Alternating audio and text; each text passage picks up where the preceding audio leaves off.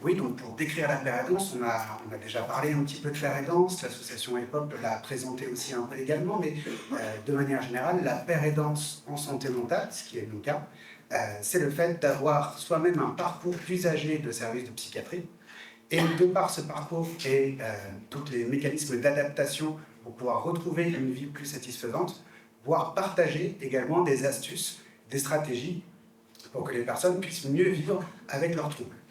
L'idée étant que, de par mon propre parcours, je puisse vraiment accompagner les autres dans leur propre parcours qui sera un parcours de rétablissement, on parlera un petit peu plus après, mais qui est un parcours unique, individuel, mais qui a parfois des points communs. En tant que père aidant, on est également porteur d'espoir auprès des personnes qu'on accompagne, puisque le simple fait qu'on ait pu nous-mêmes se rétablir et mener une vie qui nous paraît satisfaisante maintenant, peut donner à penser aux personnes accompagnées qu'elles aussi, elles pourraient atteindre un niveau de qualité de vie qui leur soit vraiment le plus optimal possible. Et le fait de pouvoir également partager le parcours amène aussi les personnes à s'interroger sur leur propre parcours et redéfinir quels sont leurs buts dans la vie, vers quoi elles ont envie vraiment d'aller. Et ça permet également de renforcer le pouvoir d'agir, de reprendre de l'autonomie par rapport à son propre parcours. Les pères aidants en santé mentale, quand ils sont employés au sein d'une structure, font donc partie d'une équipe pluridisciplinaire. On partage des actions transversales de la prise en charge et on participe, on est invité à donner nos points de vue dans le cadre des transmissions, dans le cadre des réunions cliniques aussi.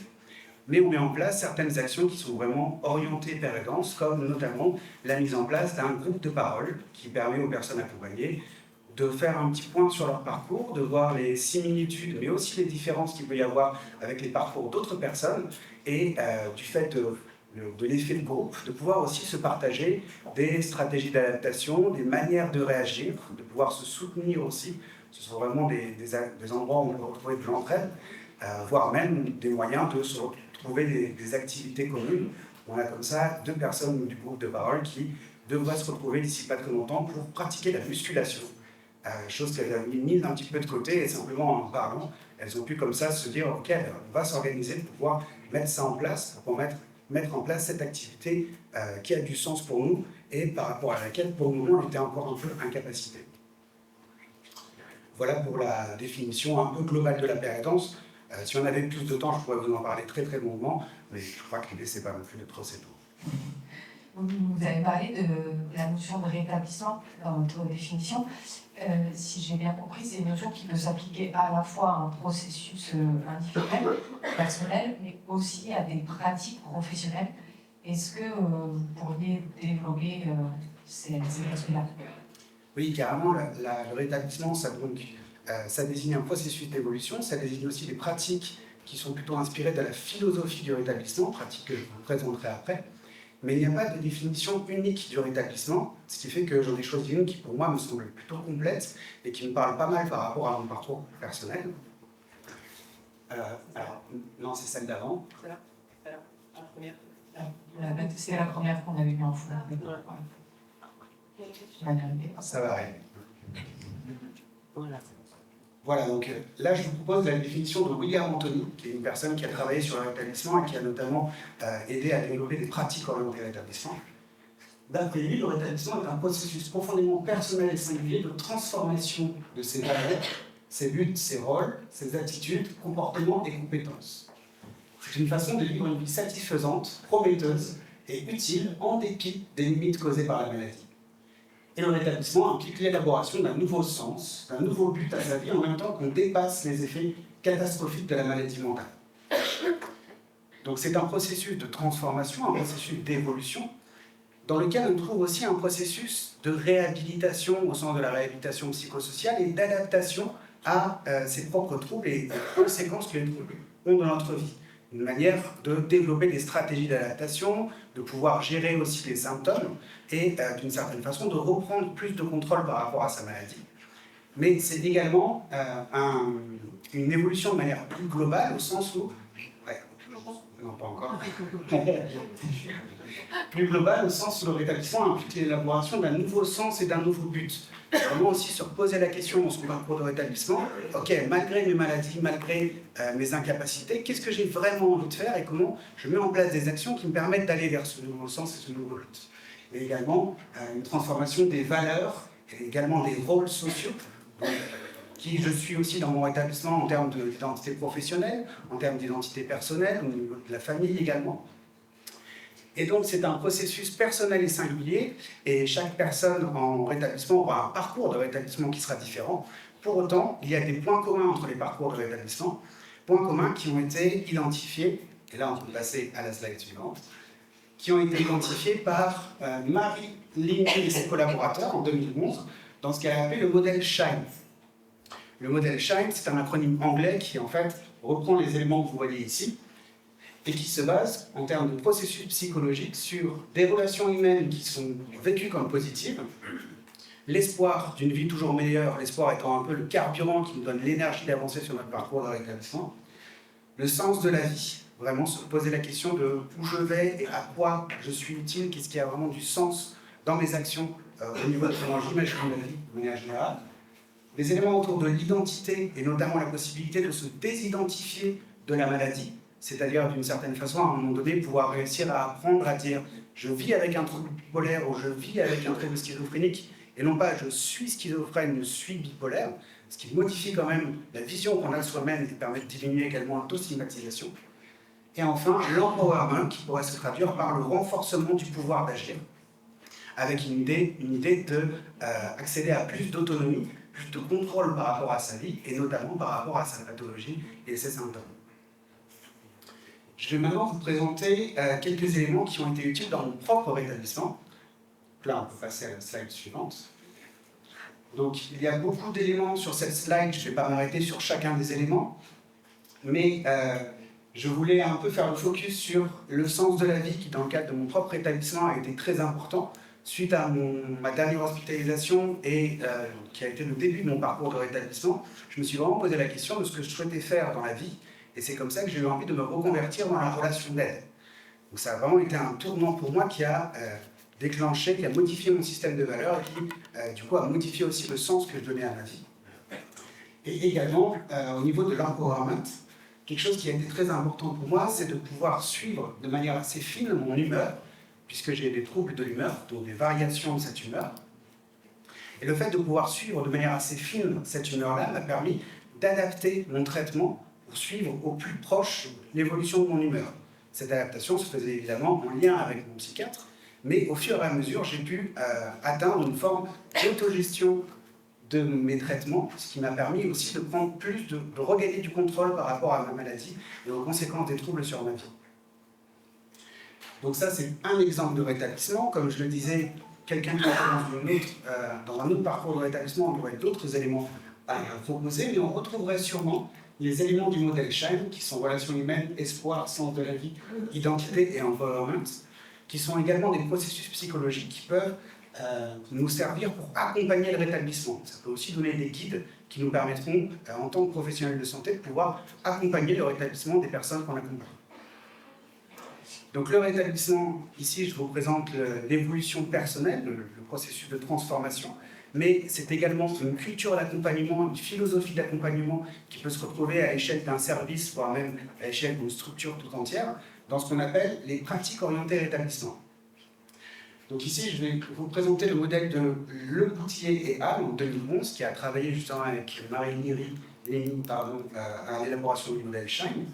Et ces pratiques orientées rétablissement se font souvent 4 axes différents. Donc je vous propose de regarder le vert pour le moment, qui est l'accompagnement au rétablissement personnel. Donc comme on en avait un petit peu parlé, l'idée du rétablissement personnel, c'est vraiment cette idée d'individualité et d'autonomie. L'idée que la personne est remise vraiment au centre des décisions autour de son parcours de rétablissement et de son parcours de vie. Là, Lucas, sur ce schéma, on a basculé sur la partie. Le premier modèle, c'était sur le rétablissement personnel. Là, on est sur le modèle qui décrit les pratiques professionnelles. Exactement, oui. C'est peut-être pas très clair, en effet. Si, Et donc ça, c'est un modèle de pratique orientée rétablissement. Il en existe d'autres, mais ça permet quand même de rassembler on va dire, des éléments qui sont communs. Et l'OMS a sorti il y a quelque temps un guide qui permet d'accompagner les structures pour transformer les pratiques vers des pratiques plus orientées rétablissement. Donc, ce sont des choses qui sont intéressantes même au niveau de l'OMS, qui font partie des recommandations en termes d'évolution de pratiques. Donc, au niveau du cadre vert, c'est l'accompagnement au rétablissement personnel. Comment est-ce que les professionnels de santé peuvent accompagner le rétablissement personnel des personnes qui sont présentes dans nos structures. Ça passe aussi par un accompagnement plutôt holistique qui, en effet, s'occupe des soins, mais également s'occupe, par exemple, de l'emploi, des relations sociales, du logement. Vraiment une idée d'accompagnement intégratif qui soit basé sur les forces, avec cette idée de valoriser au maximum ce que les personnes sont déjà capables de faire, plutôt que de se focaliser sur leur incapacité et leur handicap. Et le soutien par les pairs est très utile dans cet accompagnement-là. Donc là, c'est au niveau vraiment du travail lui-même, comment on accompagne les personnes au rétablissement. Je vous invite maintenant à regarder le cadre en bleu qui, lui, reprend les éléments des relations de travail. Cette idée que pour pouvoir favoriser le rétablissement des personnes, il faut aussi transformer les façons avec lesquelles on les accompagne. Et typiquement, c'est mettre en place des relations qui sont beaucoup plus horizontales entre soignants et soignés, avec une idée de partenariat, une idée de collaboration, une symétrie qui est retrouvée dans cette relation. C'est donc aussi faire la part belle à l'autonomie des personnes, mais également la valorisation de leur savoir expérientiel, un peu dans cette même idée basée sur les forces, de la personne a déjà un savoir, déjà des connaissances, et c'est important de pouvoir les valoriser et les exploiter de façon à ce qu'elles puissent elles-mêmes aussi en prendre conscience. Et enfin, être générateur d'espoir dans la relation. Comme je le disais tout à l'heure, l'espoir est le carburant qui permet d'avancer. C'est très important d'être aussi porteur d'espoir dans nos relations. Donc ça, c'est au niveau des relations qu'on entretient avec les personnes qu'on accompagne. Au niveau violet, le rétablissement peut aussi se diffuser au niveau de l'organisation et de l'engagement organisationnel. Donc c'est typiquement au niveau d'un service, au niveau d'une structure, adopter cette vision rétablissement. Mais c'est également avoir un contrôle précis de la qualité des propositions qu'on leur fait aux personnes accompagnées, avec justement le fait d'interroger, de poser des questions fréquemment aux personnes pour savoir si l'accompagnement qu'on leur propose leur correspond ou non, pour être plus proche de leurs besoins et d'une qualité d'accompagnement qu'on puisse proposer. C'est également mettre en place une fluidité du parcours, de façon à ce que la personne évite justement les ruptures de parcours dont on parlait juste avant, et également la planification de force de travail, puisqu'en fonction du parcours de rétablissement des personnes, on n'aura pas forcément besoin du même accompagnement et donc des mêmes compétences d'une équipe d'accompagnement. Donc il y a cette idée de planification. Et enfin, tout ceci nous amène au cadre en rouge, qui est donc au-delà même de l'engagement organisationnel, c'est-à-dire au-delà même de l'engagement d'un service ou d'une structure, c'est comment est-ce que dans la société, de manière générale, ces pratiques orientées rétablissement font la promotion de la citoyenneté, permettent de favoriser l'inclusion sociale au sein de la société. Et ça se fait notamment en proposant des activités qui ont du sens, en favorisant le respect et l'exercice des droits des personnes qu'on accompagne, mais également le fait de pouvoir voir les personnes dans leur globalité, non pas uniquement avec le focus de leurs troubles et de leurs pathologies, voir les personnes dans leur globalité vraiment, et ça permet notamment de diminuer la stigmatisation des personnes. Et j'enchaînais sur peut-être le dernier point, quand on a travaillé la dernière fois ensemble, il y avait manqué aussi de faire focus sur un constat qui est quand même bien documenté aujourd'hui, qui est la question de la stigmatisation, notamment de la stigmatisation du professionnel de santé vis-à-vis des personnes concernées par un trouble psychique. Est-ce que là-dessus aussi tu veux en dire un mot? Oui, carrément. En fait, je pense que donc, un des enjeux de la transformation de l'offre de service, c'est la transformation des pratiques, et notamment pour favoriser des pratiques qui permettent des relations de collaboration avec les personnes qu'on accompagne, qui permettent aussi de rendre les personnes plus actrices de leur propre parcours de rétablissement et à chacune des étapes, dans cette idée vraiment d'empowerment, de façon à pouvoir récolter la parole des personnes qu'on accompagne et faire évoluer aussi les pratiques pour qu'elles soient plus adaptées à leurs besoins. mais il y a pour moi aussi tout un enjeu autour de la transformation des représentations que l'on a de manière générale dans la société, spécialement nous en tant que professionnels de santé, puisque même si ça évolue, encore aujourd'hui dans la société, les personnes vivant avec des troubles psychiques et mentaux sont encore discriminées et subissent encore de la stigmatisation vraiment à l'échelle de la société. Et tout un chacun, en fonction de son propre histoire, on a nous-mêmes nos propres préjugés et stéréotypes autour des personnes qui ont des troubles psy. Alors, stéréotypes et préjugés plus ou moins déconstruits en fonction de notre histoire, de notre acculturation, mais on est tous porteurs, de manière consciente ou inconsciente, de ces formes de stigmatisation. Et à cela, pour les professionnels de santé, s'ajoute encore une autre source de stigmatisation qui est, on va dire, les stéréotypes qui sont associés à nos professions en rapport avec notre public, puisque tous les professionnels, chaque profession a ses propres stéréotypes professionnels. Ça se retrouve vraiment dans tous les champs de la société. Et les professionnels de santé ne font pas exception à la règle, ce qui fait que quand on ajoute ces deux sources de stigmatisation et qu'on pose la question aux personnes concernées, je trouve que les services de soins et les professionnels de santé mentale font partie des premières sources de stigmatisation ressenties par les personnes concernées.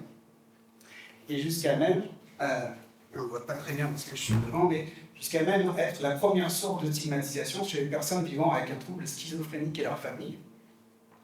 C'est donc pour moi cette idée de la stigmatisation vraiment un enjeu très important au niveau de la transformation des représentations, ce qui permettra la transformation aussi des relations de travail et de la place qu'on donne aux personnes vivant avec des troubles.